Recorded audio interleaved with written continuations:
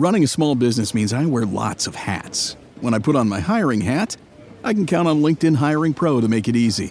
LinkedIn Hiring Pro helps manage my hiring workflow, puts my job post in front of a unique network of professionals, and matches me with the best candidates for my business.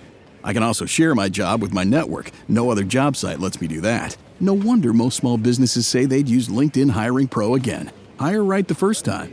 Post your job for free on LinkedIn today at linkedin.com/quality. Step on for picture. First positions, everyone. Yo, go. And action!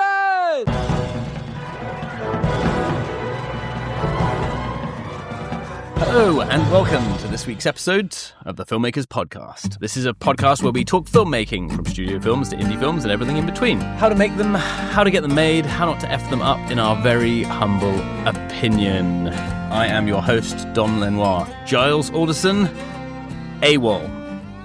He is abroad in Bulgaria once again. Some kind of pre-production, maybe a shoot coming up for one of his many Bulgarian delights at the New Buyana Studios. So congratulations to Giles, and congratulations to me for getting to enjoy this wonderful episode. We have got returning guest, and this is the hat trick actually. It's the third time Josh Greenbaum, who we absolutely love on the podcast, has come onto the podcast. And no one has actually got this particular honour, not Jerry Bruckheimer, not any of our mega directors. It's quite an esteemed position to be offered a hat trick, but Josh brings a very sincere, very down-to-earth and very human approach to filmmaking, and we love seeing him in person. We've bumped into each other a couple of times in London, and we love his general vibe, and he's got great energy, so we're always welcome to bring him sort of onto the podcast. We also have actor Sean Clements, who we have a lovely chat with as well. I say we, it's just me. Not just me, obviously, but me. Sean's also was a great chat, and it's kind of nice. So the Dink is basically a Dinkable, Pickleball sports movie about the kind of resurgence of racket sports and the kind of comedy around the controversy pickleball has earned amongst the tennis community. Obviously, for a lot of people, pickleball makes racket sports extremely accessible. You've got people of all ages and demographics taking it up. But then some of the tennis purists are very against it. So this is kind of it's really about many things. We'll go into that in the episode, but it's about parental pressure, coaching, aspirations and dreams, revisiting those dreams as a 40-year-old. And it's kind of bringing back that wonderful 90s, 2000 comedy magic that I feel has been sort of missing from movies for a long time. Before we had smartphones, before we had social media, when people were just out making good times. So I think Josh has done an excellent job on this. Sean has grounded it in some very personal, human feeling elements.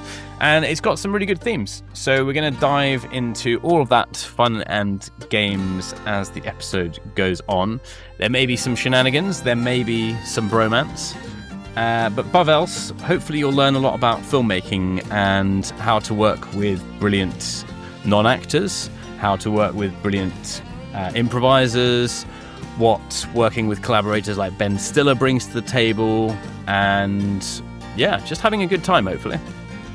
So without any further ado, as this has already taken me about 500 attempts to do the intro, as I do not enjoy doing the intros, as Giles well knows, we're going to jump straight into Josh Greenbaum, and we're going to go into writer Sean Clements.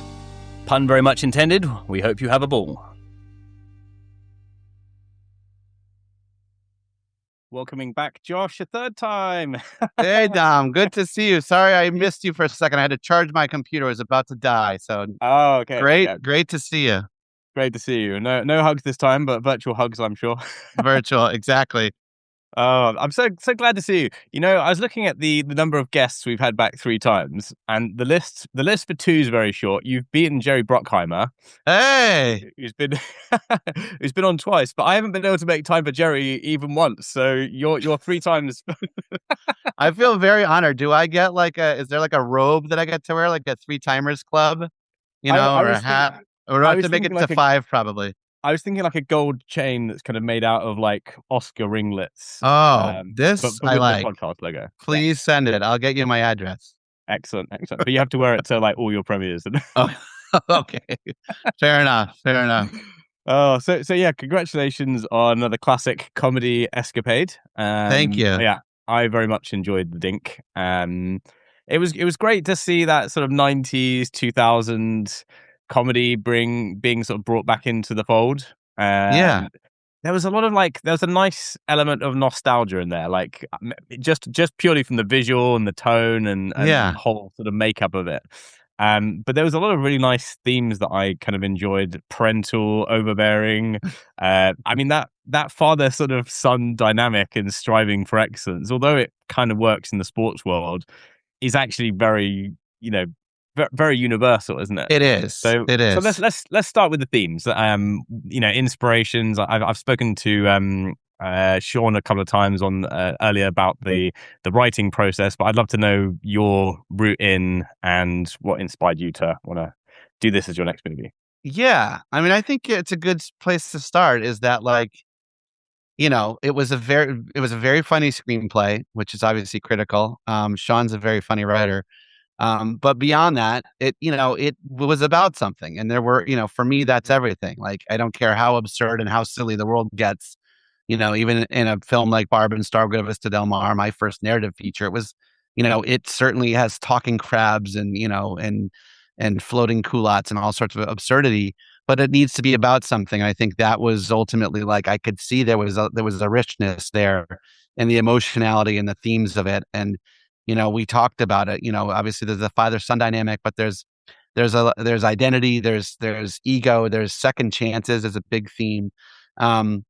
And so there was a richness I could explore inside of this very comedic world. And obviously it was exciting to be the first Pickleball movie. And I had not really made a sports comedy other than my very first documentary, which was called The Short Game, which was about the best little kid golfers in the world, 7 and 8-year-olds, as they trained and competed in the world championship. So it was kind of a fun return to that where I started, but now in the narrative form. But yeah, I mean, I drew from a lot of inspiration. Obviously, our producer on the film, Ben Stiller, is part of a classic one of those kind of 90s 2000s sports comedies in Dodgeball, where you've got kind of ridiculous characters who are taking the world very seriously, and Happy Gilmore and whatnot. But I also thought about films like Best in Show, which is one of my favorites, where you're getting taken into a world that is a kind of a weird specific subculture that I think on the surface is very comedic, and from those who aren't inside that world, it is kind of a joke in and of itself, right? The world of competitive, dog shows. But in our case, the world of pickleball, if you don't play in it, it does seem kind of funny. It has a funny name. Those who play it don't seem to really care about what they're wearing when they play it. Obviously, there are pros and there are people who do take it very seriously, but there's something very an egalitarian nature to it that I love as a sport and as a subculture. And then there was films like Little Miss Sunshine that I kind of thought about, where you've got this underdog ensemble. There's a lot of heart, and there are people trying to reclaim their dignity and kind of redefine themselves in unexpected ways.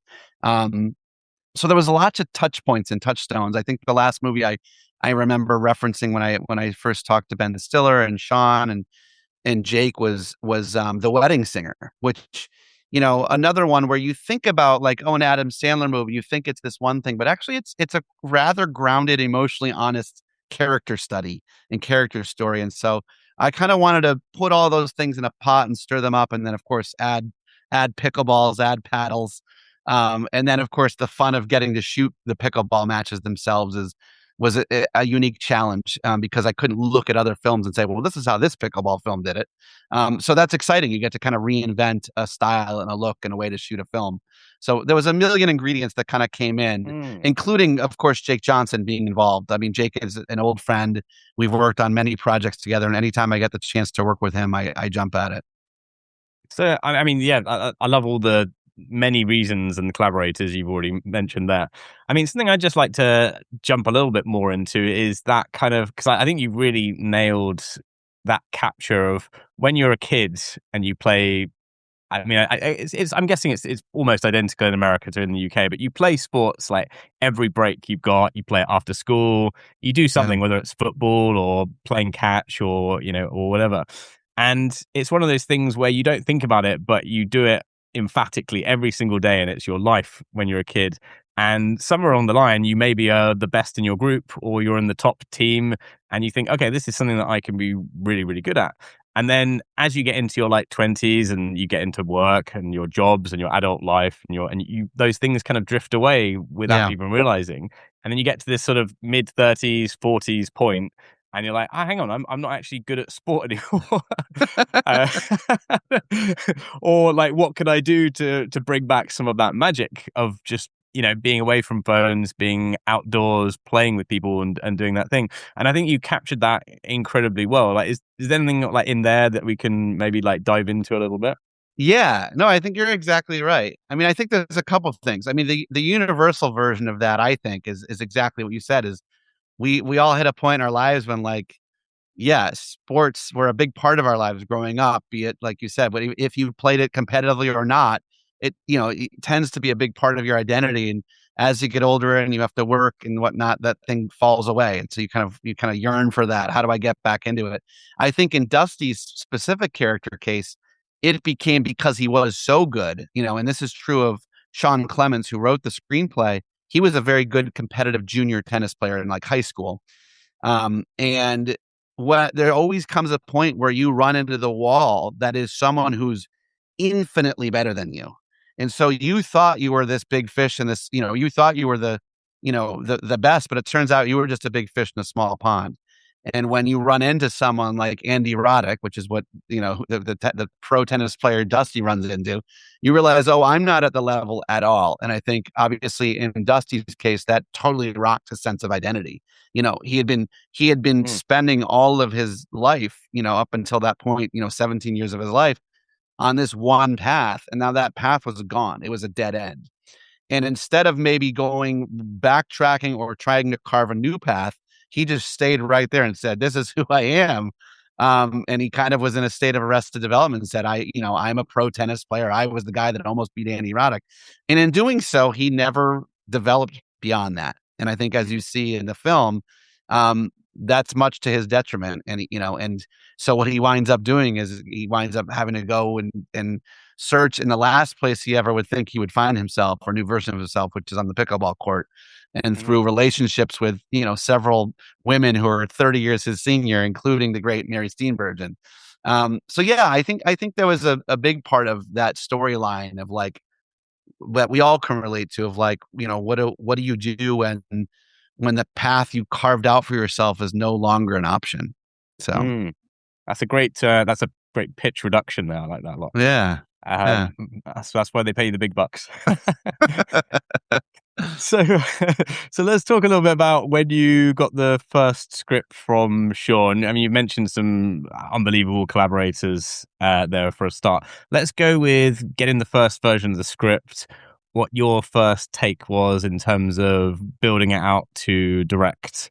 And then we can get on to like maybe Ben's input and some of the other cast as well. Yeah. Well, it what was great was the first draft I got was immediately funny, and I think that's Sean Clements is just a very funny guy. He's a very funny writer. And it was never a question of like, is this going to be funny enough? Is this guy funny? And obviously, as we brought the cast in, you start to tweak the voices a little bit. So as you hear, Ed Harris deliver the lines as Dusty's father, you can tweak them a little. And of course, we got the amazing Aaron Chen to play PJ, who was just a comedy super weapon, packed inside. He's unbelievably funny, and he is, right? Yeah. he is a gem, and like a secret weapon Jake Johnson and I both knew of him. A friend of ours is Australian, another director named Trent O'Donnell, who introduced us, I think, years ago to a short film that Aaron was in. And both Jake and I were like, when do we put this guy in something that we're working on? And I think that idea came to both of us. Like, wait, what if he was PJ? And he's so incredibly funny. But yeah, the script was really funny. It was working, very much at an early stage. But I think once Jake and I and Sean got together in a room, we just kept honing it and asking, what is the movie really about? What are these kind of deeper themes? Because you always know the comedy is going to be there. And on the day when you have actors like Jake Johnson and Mary and Aaron and Chloe Fineman and Patton Oswalt and these really funny people, you can always add comedy. What you don't always know is if you can kind of make sure the emotional through line is working. And that's harder to do. So we just really kind of honed in and made sure that Dusty's journey and his arc, his relationship to Candace, which is, I think, a beautiful one. It was a unique, I thought, where all of a sudden, they form this friendship. And I love that Dusty misinterprets it and finds himself falling in love with her. And she, of course, I love the twist that, I'm giving it away, but that she does not reciprocate. Despite I'm sure the good feelings that come with having a guy 30 years your junior attracted to you. If you're not feeling it, you're not feeling it. And Mary was not feeling it with Jake, their characters. Candace was not feeling it with Dusty. So it was just a lot of that. And then, of course, having Ben Stiller, to go to your next question, having Ben Stiller as a producer was, just incredible. He's a comedy icon of mine, a hero. He's, everything he's ever been involved with, I think is really genius and brilliant. And so to have him both behind the camera as a producer and then on camera as the incredibly funny, incredibly weird Dr. Stone, was just a joy. And he brought so much to the table. I think one of my favorite things he brought was he was really the one who said, why don't we try to get Andy Roddick himself? I think we were originally thinking maybe we'll cast a funny actor, but Ben was like, no, I can connect you with Andy. He knows Ben knows everybody, but he really knows people in the tennis world. You've probably seen him at Wimbledon many times. Yeah. And so he connected me with Andy Roddick. I had a Zoom with Andy, and Andy was nervous about having never acted before, but I said to him, look, I'll surround you with great actors. We'll rehearse. I'll make it really safe and warm. We have multiple takes. It's not live TV. And he said, that's all great, Josh, but I was like, I want to make you as comfortable as you can. He said, that's all great, Josh, but I was never comfortable even on the tennis court. So I don't think I'm going to be comfortable as an actor. And again, it was a bit of a dry sense of humor. He was sort of admitting that I think he was sort of saying, I thrive in being uncomfortable. And he certainly, I think he did an incredible job in the film. I mean, you've got experience working with non-actors anyway, right? So yeah. So I mean, like, what was the? I mean, Aaron's obviously got a lot of experience acting as well, but he's got that sort of comedy background, and he's obviously like much more green to the pastures. What is your sort of process in terms of? I mean, do you do rehearsals on this kind of thing? Is it like just spitting out lines? Is it coming up with ideas? Because like Aaron's especially feels like very like certain bits like whispering the lines feel incredibly specific, but they also feel like that couldn't have been written that way. Surely. That's right. I don't know.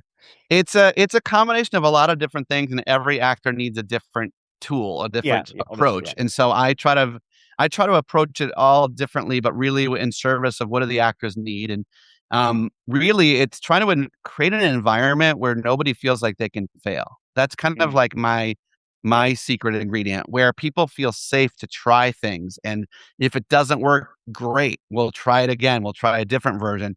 And I think when people, particularly actors and creative people, are given that freedom and they're not worried about what the worst case scenario is, and all they're thinking about is what are my instincts telling me to do right here, I think you get great stuff. And so to give it examples of that, I think like with someone like Aaron Chen, he has great improv instincts. And there are moments, like you mentioned in the film, specifically the scene when, Dusty's coming clean and telling him the truth about his past, where Aaron starts adding up, asking him about the checkers and the chess when, and Dusty was just trying to make an analogy, and PJ, Aaron's character, isn't getting that it was a storytelling device. And he asks, well, where are you keeping the storytelling device? Is it a Kindle?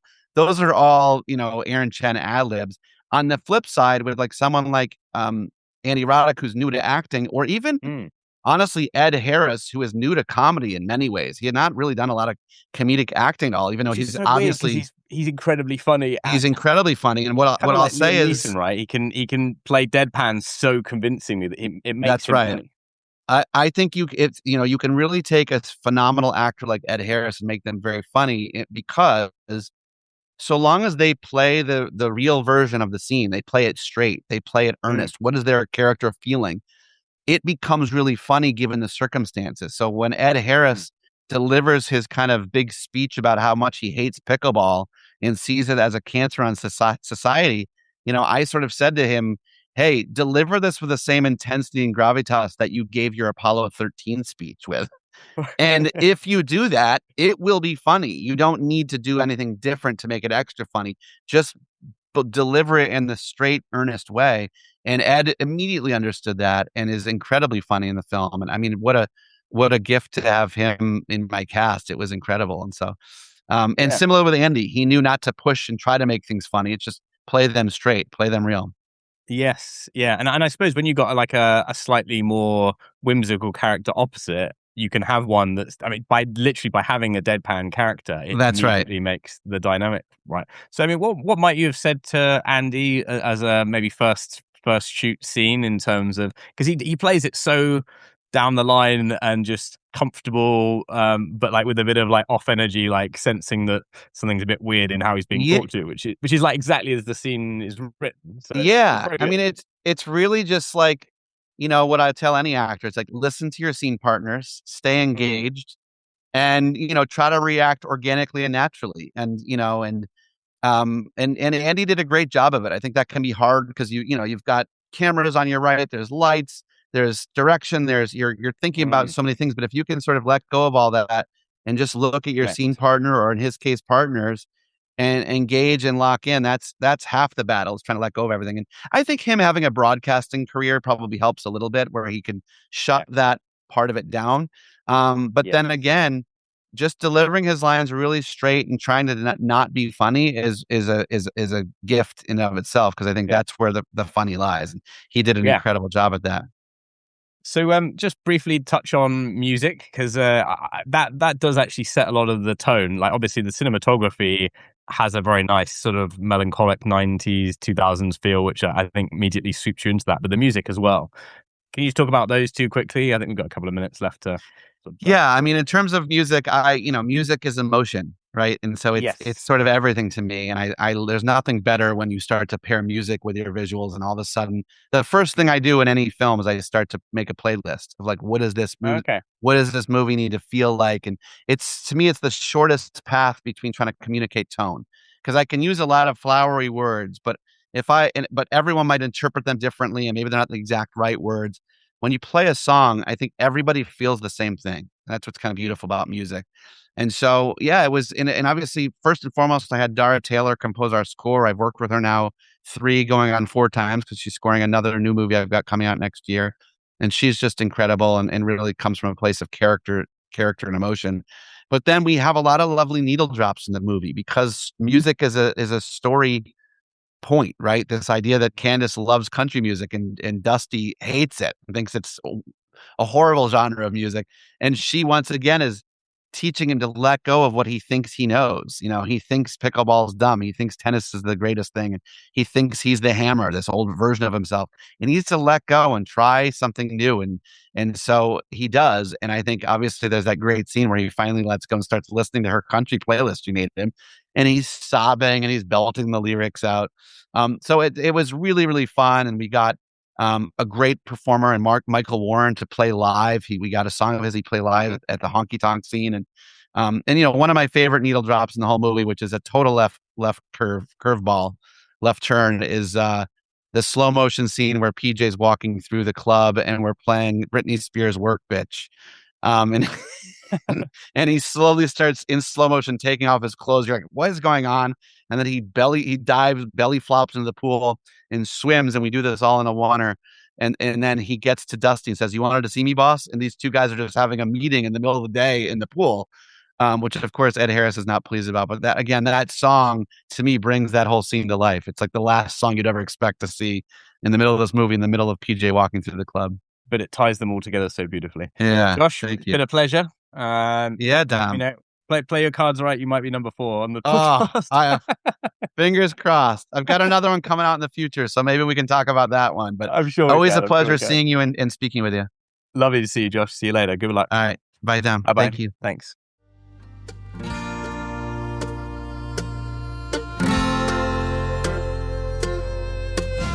Hey, Sean, how's it going? How's everything going in the Dink? It's going good. It's going good in the Dink. How you doing? You're in the UK. I'm here. I'm in your neighborhood. Well, welcome to London. We've got surprisingly good weather, which is It's been very hot. It's either good or slightly worrying, depending on your global warming perspective. Sure. But you can have a good summer in London now, which is the main thing. Enjoy it while we can. Yeah. Indeed. So I just finished watching the movie. I thoroughly enjoyed it. It sort of feels like a hark back to those kind of 90s, 2000s comedies I always used to love watching, and we don't seem to get very much of anymore. Thanks. Yeah, that was the goal and the feeling too. Yeah, of like, I wish there were more of these being made still. Let's see if we can put one together. Exactly. It definitely had that kind of feel, and also some really nice kind of relatable messages about parental pressure and aspirations and the pressure we put on ourselves. Yes. Let's talk about the origins of the writing process, your kind of entry to the project. Let's kind of start from the beginning. That sounds good. Yeah, sure.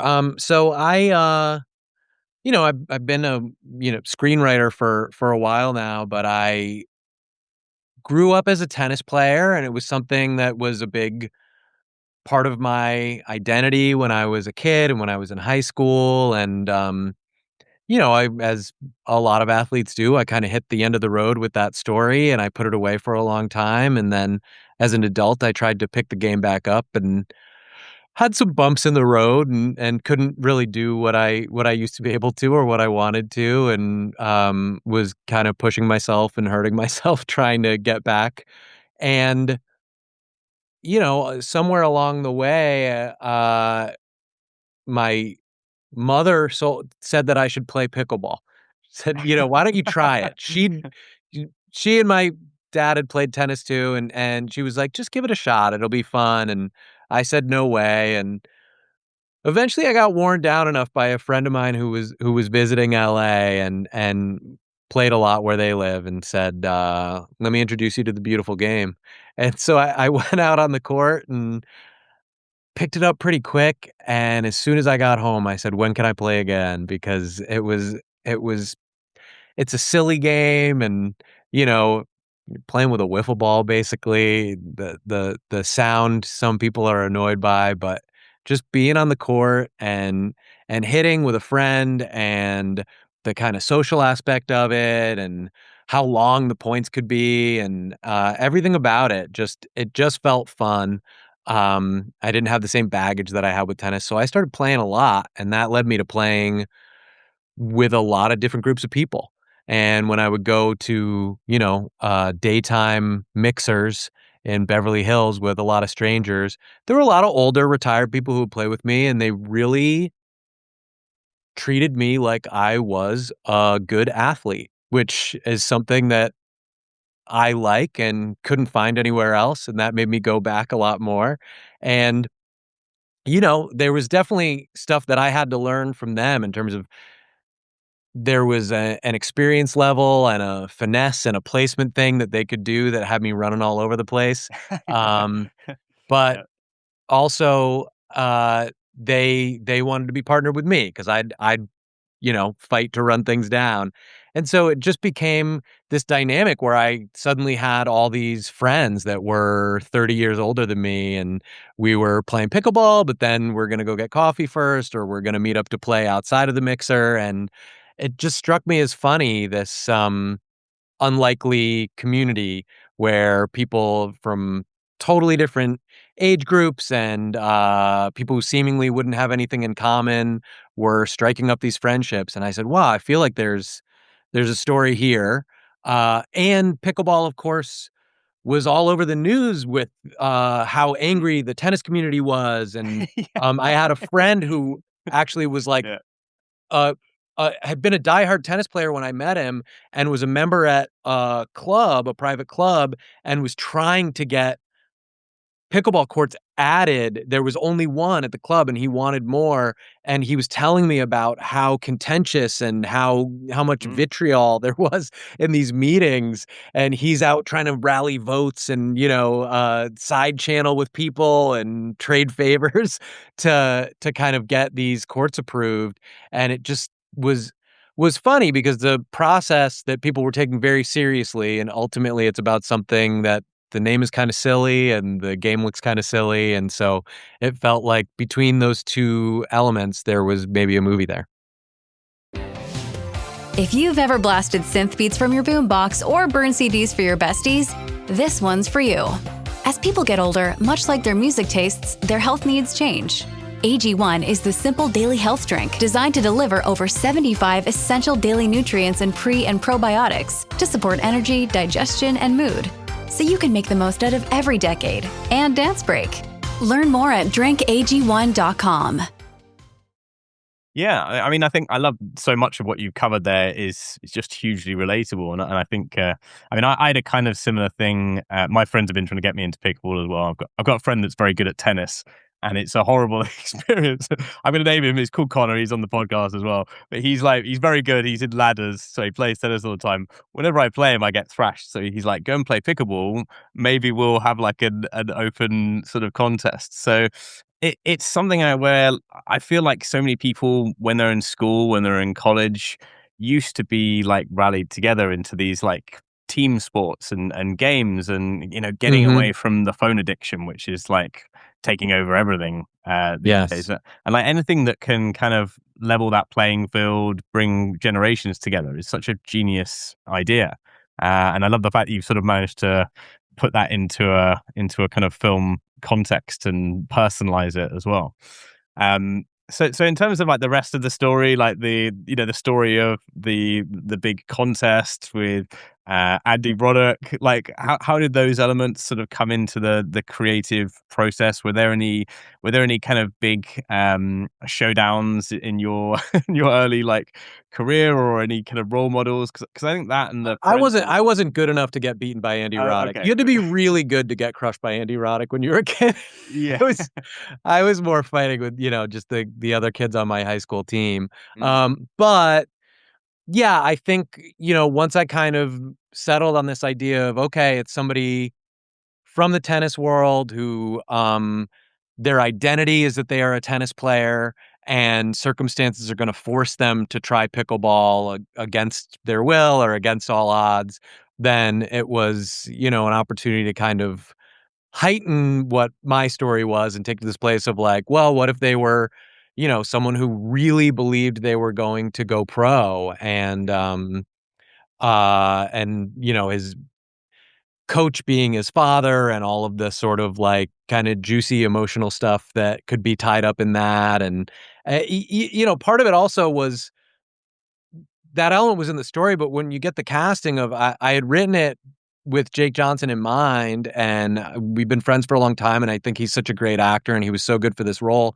And then when you cast Ed Harris as his dad, and you just sit those guys across from each other, it does feel like you can see what their history is, where Ed is so polished and so precise and has this almost like military quality to him. And Jake is so loose and easy and has this kind of, fun, wisecracking charm to him. And it's like, oh, I can just see the tension between these guys. So, that relationship really got deepened by the casting. And then the Andy Roddick piece was, if you were Jake's age and you were a youth tennis player who was hoping to really, hit the big time, that's probably the kind of big bad wolf that you would run into. I had watched this great documentary, a Netflix documentary called Breaking Point, I think. Do you know it? It was about Marty Fitch, who was a tennis player. And I remember in that he talked about being at a tennis camp and having been one of the best players, and then meeting Andy Roddick and, going, and he became kind of his hitting and training partner. And he almost Marty went on to be a very accomplished player in his own right, but he almost was like a punching bag. It felt like growing up where Andy, played against him just to get stronger. And so the idea of that, of them having this history where they had run into each other, and Andy kind of showed him that there was a whole other level to the sport, and discouraged him, was interesting. And I had sent the script to Ben Stiller with that as a story that he told, but with a fictional rival for the rest of the film that we could cast an actor for. And Ben said, "Well, why don't we just make it Andy Roddick and actually put him in the movie?" And I said, "Well, I didn't think that was a possibility." And he said, "You know what? I know him a little bit. He's a really funny, charming guy, and So good, yeah. I think he could do this." And I was like, "Well, great, please ask him." And so he did. So I mean, I think he's a terrific villain. Like he's a very like very very good convincing villain, because he's so kind of sincere, but he's also got like that great like bad guy energy when he needs to, like just that bit of like abruptness that really like sort of sets it off. So I mean, it's amazing choice. So I mean, in terms of that collaboration with you and Ben as well, I mean, was it difficult to get him sort of fully boarded onto the project? I mean, his word obviously goes a long way to getting someone like Andy, and obviously it's a business of multiple pieces sort of stacking up and gaining credibility.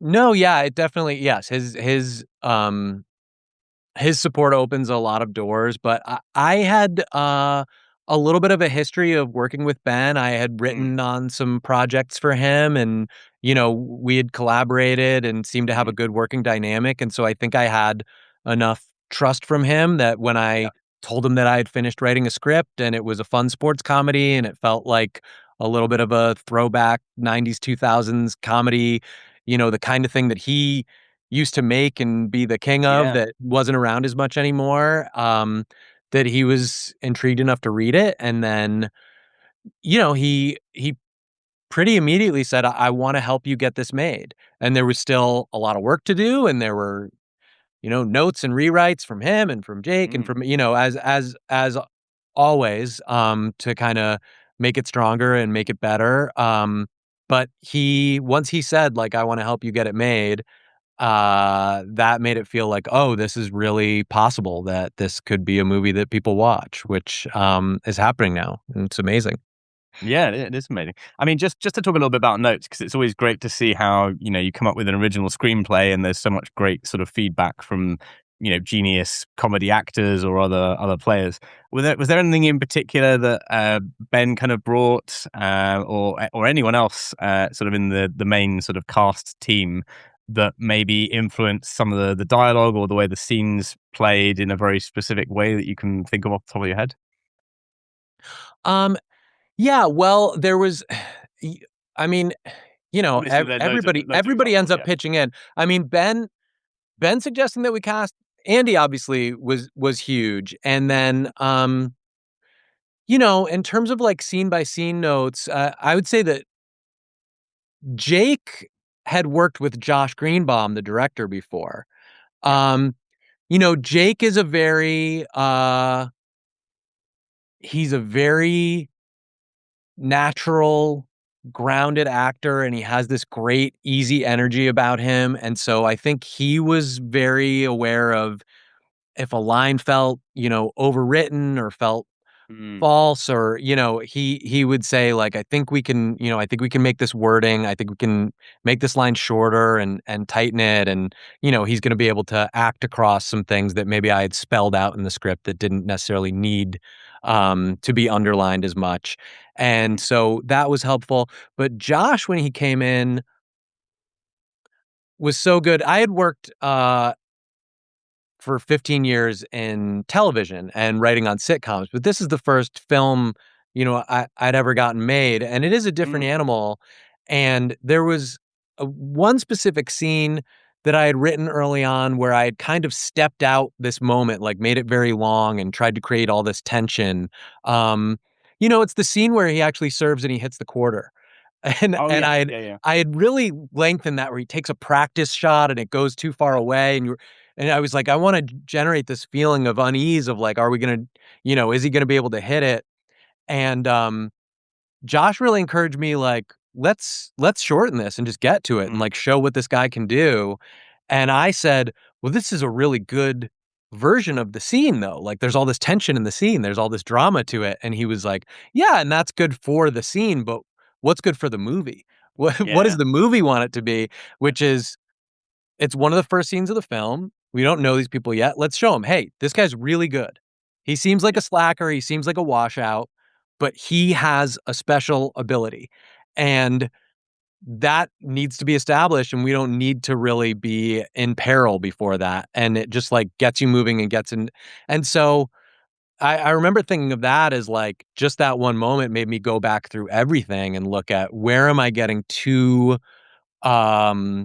microscopically focused on what I want this scene or this line or this dialogue exchange to be, versus if you look at the forest instead of just the trees, like what do we need from the scene for the rest of the movie? And is there a way maybe to pare it down and make the whole stronger? Yeah, and that's great. That's a great sort of philosophy to sort of look at, because when you look at it as an outsider, it's like it's a moment to show that he's an expert in his field, and you're kind of like, okay, well, what's the story sort of bit that follows on from that? And looking at it outside of that box, it's hard when you're writing it, but it's great to have those kind of people around you that can give you that kind of advice. And we got to wrap up here, but it was a brilliant, funny, charming movie, and I hope you keep making this kind of thing. Oh, thank you so much, Dom. I appreciate it. Thanks, Sean. Been a pleasure. There we have it, ladies and gentlemen, Sean Clements and Josh Greenbaum. I really enjoyed that film. I thought it was very charming, very, very funny. Aaron Chen was definitely a revelation for me. I know Josh speaks very highly of Jake Johnson, who obviously commands the lead very effectively in the film. But Aaron Chen I wasn't really aware of his work particularly, and I thought he was just his originality and the sort of comedic timing and the use of his voice. I'd really like to see more of him in the sort of feature film, and TV, high-end TV comedy world, because I think he's a genuine talent. So I'm glad this kind of movie is making a comeback. It's just sort of taking back to those days when you'd get a movie on a Friday night, you'd go to Blockbuster, you'd get one that was a drama, you'd probably get a thriller, you might get a horror or something else, but you'd probably get a fun comedy. And you'd want something that was decent. You wouldn't want one of the sort of C-movie style comedies. And there was an abundance. There was a lot of these movies kind of getting made back then. So now it's nice to have that back in the roster. And I hope. I mean, I know Josh is making Spaceballs, so he's got no estimations of finishing soon, but I hope there's going to be other resurgences of this kind of comedy, and it's going to become another mainstream staple. Because I think horror has obviously been wildly popular recently. I don't need to go into that conversation, but we all need comedy, we need dramas, we need thrillers, we need everything. We need the sort of full gamut, and I think audiences are slightly saturated with the superhero and the remake genres, so to speak, and we need more of these kinds of offerings. It's kind of a strange time in the summer as a filmmaker, I find. Because when you get to September, you've got awards season, and you also have a lot of productions kind of kicking off. I think the summer's often a time. I mean, it is a time right now where a lot of people take off summer holidays. They spend time with their families, and you can get frustrated with that. Or you can kind of divert your energy. My approach has been go on the hikes, go on the Lido swims, just earn money, keep myself busy, see the family, go for barbecues. But in the background, I'm still thinking, well, how can I develop projects? How can I keep things ticking in the background? What development work can I do? What location scouting can I do? What ideas can I build for September, so I'm not kind of wasting my time. So I think it's perfectly fine to give yourself a break over the summer. A lot of the industry does. But I think it's definitely good to have something ticking in the background and to have a sort of a clear plan so you can hit the ground running when September comes. But on that note, the evening is young. My dinner is ready. So I will love you and leave you. And I look forward to seeing you next Tuesday. Adios, everyone.